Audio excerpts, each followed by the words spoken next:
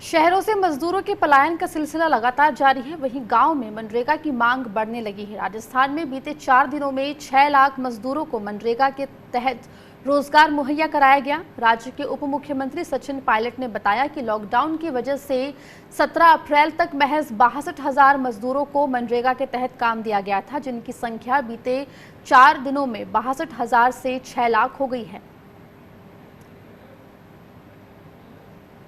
साफ है कि रोजगार की कमी के चलते मनरेगा में रोजगार की मांग बढ़ रही है, लेकिन सवाल यह है कि क्या हमारे गांव और राज्य सरकारों की तैयारी इतनी पुख्ता है कि जरूरतमंदों को मनरेगा का लाभ पहुंचा सकेंगे। इन्हीं मुद्दों पर सामाजिक कार्यकर्ता निखिल डे से बात की है स्वराज एक्सप्रेस की एग्जीक्यूटिव प्रोड्यूसर अनिका आर्यन ने। मनरेगा को लेकर क्या है जमीनी हालात, इस पर ज्यादा बातचीत के लिए जुड़ गए हमारे साथ सामाजिक कार्यकर्ता निखिल डे जी, स्वागत है आपका किसान बुलेटिन में। गांव में मनरेगा की डिमांड जबरदस्त तरीके से बढ़ रही है।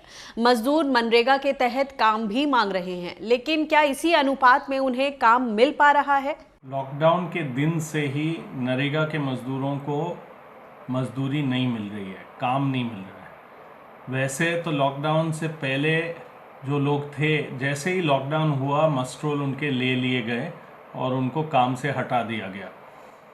अब लाखों लाख मजदूर अपने अपने गांव लौट रहे हैं। जो गांव में लोग हैं वो भी बेरोजगार बैठे हुए हैं।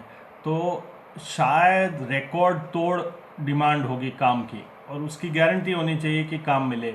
लेकिन यदि हम देखें आज के तारीख में तो मात्र 18 लाख लोग इस देश में काम पे हैं, जबकि 13 करोड़ जॉब कार्ड है, 8 करोड़ एक्टिव जॉब कार्ड है। और पिछले साल इस समय जब इतनी डिमांड नहीं थी तब लगभग 1 करोड़ 60 लाख लोग काम पे थे। तो मात्र 10% लोगों को पिछले साल के मुताबिक हम काम दे रहे हैं, जबकि आज की रिकॉर्ड तोड़ डिमांड होगी। तो सरकार को ये समझना पड़ेगा कि वो काम नहीं दे पा रहे हैं जब मांग बहुत है। बजट को लेकर मनरेगा कार्यकर्ता लंबे समय से अपनी मांग कर रहे हैं, सवाल उठा रहे हैं। अब जो स्थिति है, इतनी मांग बढ़ गई है और लोग जितने भी शहर से भी वापस गांव जा रहे हैं वो मनरेगा के तहत काम मांग रहे हैं। तो क्या इस तरह के बजटीय प्रावधान हैं जो इस तरह की डिमांड को एड्रेस कर पाए? एकमात्र कानून है पूरे देश में जो कहता है कि उसका कोई बजट का लिमिट नहीं। जिनको काम की आवश्यकता है उनको 100 दिन तक काम के लिए सरकार बजट ढूंढेगी। इस समय वो 100 दिन की जो सीमा है उसको भी लांघनी पड़ेगी। आपदा में 150 दिन होता है, शायद उससे भी ज़्यादा जाना पड़ेगा और बजट ढूंढना ही पड़ेगा। पिछले साल के लगभग 10,000 करोड़ बकाया थे मटेरियल का और 6,000 करोड़ लेबर का, वो बकाया उन्होंने क्लियर कर दिया सरकार ने। लेकिन अब बहुत आवश्यकता है कि खुल के काम मिले, आपदा प्रबंधन एक रोजगार गारंटी हो, शहरों में गांव में दोनों जगह लोगों को न्यूनतम मजदूरी पर काम मिले। और इन लोगों के काम हो सकते हैं कि जो कोरोना की वजह से दिक्कतें हो रही है लोगों को, उन दिक्कतों को पार करने के लिए ये लोग उस प्रकार के काम करें। जो पुराने काम हैं वो भी करें दूरी रख के, शारीरिक दूरी रख के, लेकिन जो काम है नए प्रकार के जैसे राशन पहुंचाना, लोगों का देखभाल करना, उस किस्म के काम भी जोड़ना पड़ेगा। और नरेगा ही एक रास्ता है जिसमें लोगों को कुछ क्षमता उनकी बढ़ सकती है इससे लड़ने की। पंचायती राज दिवस पर प्रधानमंत्री मोदी ने देश को संबोधित किया, ग्राम पंचायतों से वीडियो कॉन्फ्रेंसिंग के जरिए बातचीत की। जो उन्होंने बोला कि एक सबक है कि गांव को आत्मनिर्भर बनना है। ये एक कोरोना के समय में एक बड़ा सबक सामने आया है। इसको अगर हम मनरेगा के कॉन्टेक्स्ट में देखें तो क्या सीख है?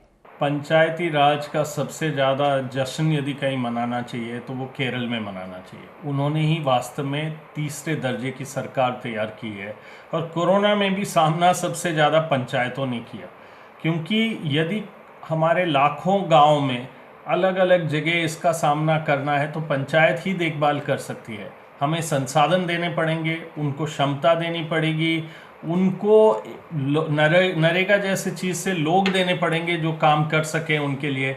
और उनको ही संभालना पड़ेगा कौन बुजुर्ग हैं, किनकी बीमारी है, किनको भूख है, किनको खाना चाहिए। संसाधन सरकार उपलब्ध कराए, पंचायतों को पावर दे उसको करने के लिए, और तब ये पंचायती राज दिवस और केरला का मॉडल हम पूरे देश में फैला सकते हैं। राजस्थान सरकार ने मनरेगा मजदूरों के लिए इस तरह की भी सुझाव सामने रखा है कि काम के बदले अनाज मिले।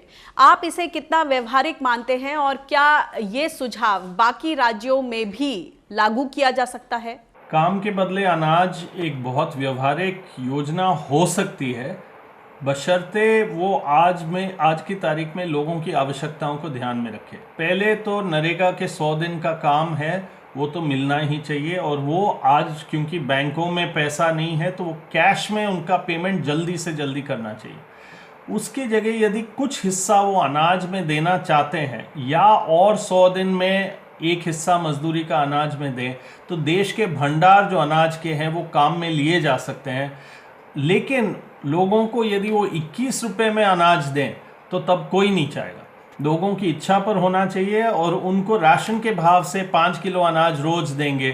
तो राजस्थान में हमने देखा था जब 2001-2002 में काम के बदले अनाज चला तो लोगों ने एक एक दो बोरी घर में इकट्ठा करके अकाल का सामना करने की क्षमता बनाई। ऐसा ही कोविड में होना चाहिए, और एक नए काम के बदले अनाज योजना नरेगा के अतिरिक्त होना चाहिए।